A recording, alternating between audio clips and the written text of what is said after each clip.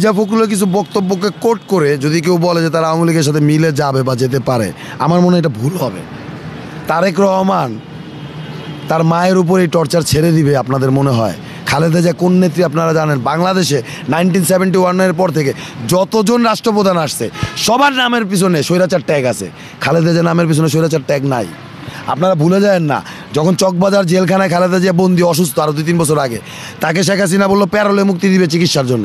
খালেদা জিয়া সেই নেতা যে বলছিল আমি প্যারোলে মুক্তি নিব না,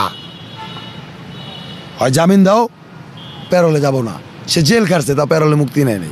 বিএনপি কখনোই ভুয়া কোনো নির্বাচনে অংশ নেয় না, এবার নির্বাচনে অংশ নেয় না। দেখেন খালেদা জিয়া যখন পারতেছিল না মির্জা ফখরুলের সাথে, ওই যে বললাম একটু ভারতের লেঞ্জাটা একটু টাচ আছে আর কি, তখন সে নাগরিক ঐক্যের মাহমুদুর রহমান মান্না ভাইকে, আমিও নাগরিক ঐক্যে 2 বছর ছিলাম, মান্না ভাইয়ের সাথে কাজ করছি, নাগরিক ঐক্যে মাহমুদুর রহমান মান্না ভাইকে ডাক দিয়ে নিয়ে বলছে যে মান্না তোমরা রাজনীতি নির্বাচনে যাও না।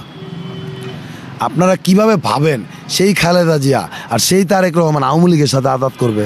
কোয়াইট ইম্পসিবল, করবে না। আর যদি বিএনপি কোনোভাবে আওয়ামী লীগের সাথে আওয়ামী লীগ না, এই জাতীয় নাগরিক কমিটি বা জামাত এদের সাথে আঘাত করে না, তখন আমি পাগলা যাই সহ আমরা যারা আছি সব ওদের বিরুদ্ধে চলে যাবো, এটা শিওর থাকেন।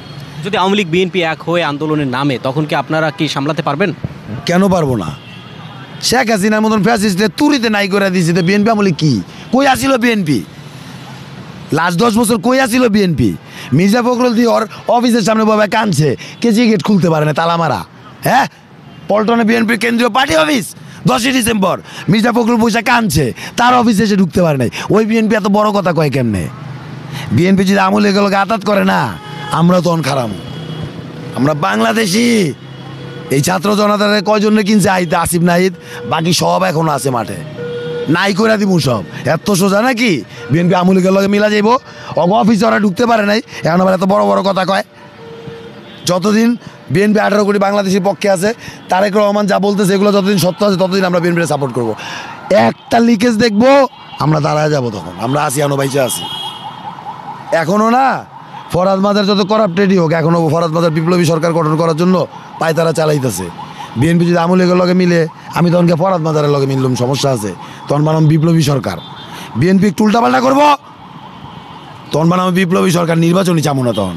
আর বিএনপি ভালো থাকবো, নির্বাচন চামো, পাশ করে যে আসবে বিএনপি আসবে, আসুক না ভালোভাবে।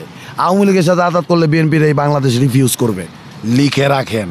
আমাদের বিএনপির মহাসচিব আমার অত্যন্ত পছন্দের নেতা, জননেতা, উনি জাতীয় নেতা মির্জা ফখরুল ইসলাম আলমগীর সাহেবের শ্বশুরবাড়ি কিন্তু ইন্ডিয়া।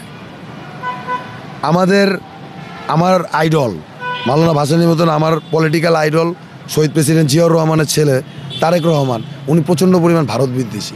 কিন্তু মির্জা ফখরুল তার অনেক বক্তব্যে কিন্তু ভারতের কিছু কিছু টান চলে আসে। এটাকে আমরা পুরোপুরি বিএনপির দিকে নিতে পারি না। মির্জা ফখরুলের ব্যক্তিগত কোনো ভাব থাকতে পারে।